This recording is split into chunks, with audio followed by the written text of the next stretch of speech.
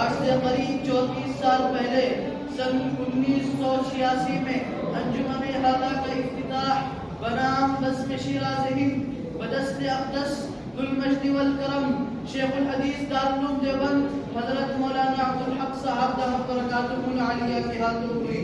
الحمدللہ روز اول سے ہی ہم سب کی محبوب انجمن منزل مقصود کی جانب روا دوا ہے۔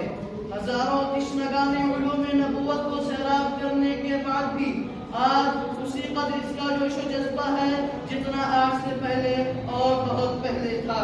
ہمیں آج اپنا یہ پروگرام خصوصاً کارکردگی انجمن کو پیش کرتے وقت بے پایا خوشی و مسرت کا احساس ہو رہا ہے کہ انجمن ہادہ کے سلسلہ ماہ و سال میں اللہ رب العزت نے پھر ایک کڑی کا اضافہ فرما کر ہم سب کو اس کا حصہ بنایا ہے، اور گزشتہ سال کی طرح ان سال بھی خادمان قوم و ملت کے کھیت تیار کر کے مسلم امہ کی داد رسی کا سامان فراہم کیا۔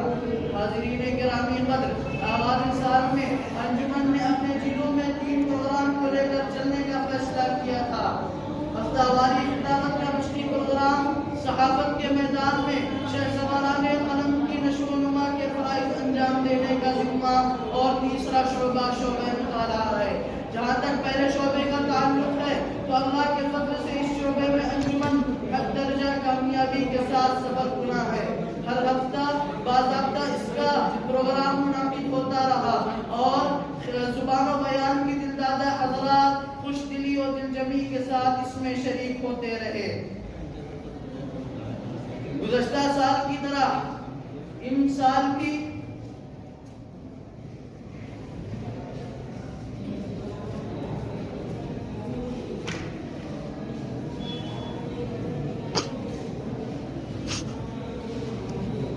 علاوہ ازیں مسافران خطابت کو کبھی کبھار تقریری مسابقے کے میدان سے گزارا جاتا رہا۔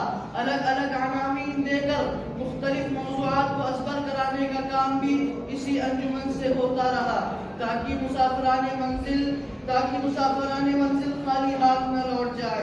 اس سال کے کل 16 ہفتے کے پروگرام میں اراکین بزم ہادہ کو بہت کچھ عطا کرنے کی ایک نامکمل سعی کی گئی۔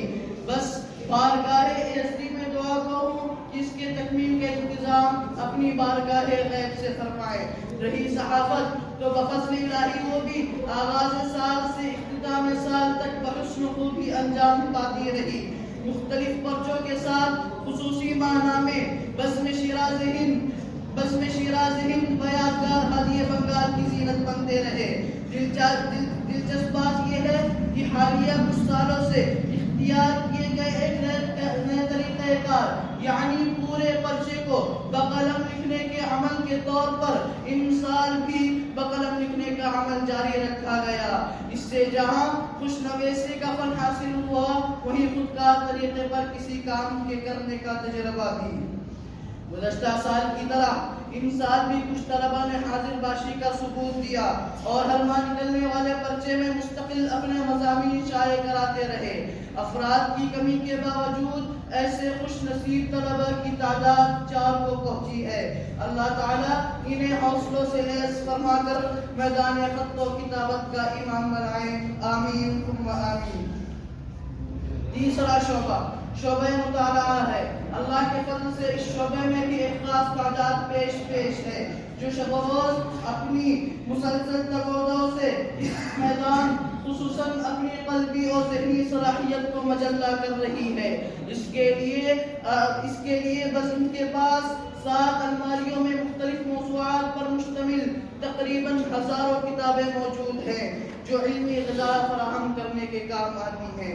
اس میدان میں اضافی دلچسپی کے لیے ان سال بفیصلہ انجمن دارالمصنفین کی تقریباً سبھی اہم کتابیں مہیا کر دی گئی ہیں تاکہ اراکین بزم درسی کتابوں کے ساتھ ساتھ علمی اور تحقیقی کتابوں سے کما حق استفادہ کر سکے۔ علاوہ ازیں طلباء کی حوصلہ افزائی کے 2 کام الگ سے انجام دیے گئے ہیں۔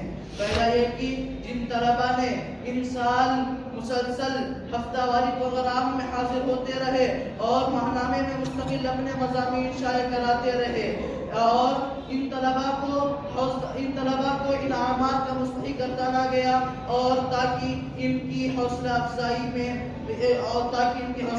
کا باعث بنتا رہے۔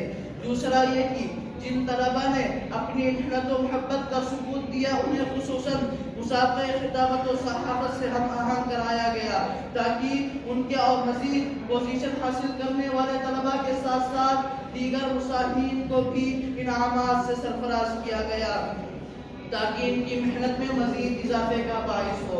اور دعا گو ہوں کہ اللہ رب العزت ہماری انجمن کو دن دوگنی رات چوگنی ترقیات سے نوازے، اور اس قافلہ علم و عمل کو میدان کارزار کا سپاہی بنا کر خدمت کے مواقع فراہم کرے۔ اور آخر میں صمیم قلب سے آپ حضرات کا شکریہ ادا کرتا ہوں اور حق ضیافت میں کوتاہی پر معذرت پیش کرتا ہوں۔ اللہ تعالیٰ اس پروگرام کو اراکین بس و شرکائے حفلہ کے لیے مفید و مؤثر بنائے، آمین۔ وآخر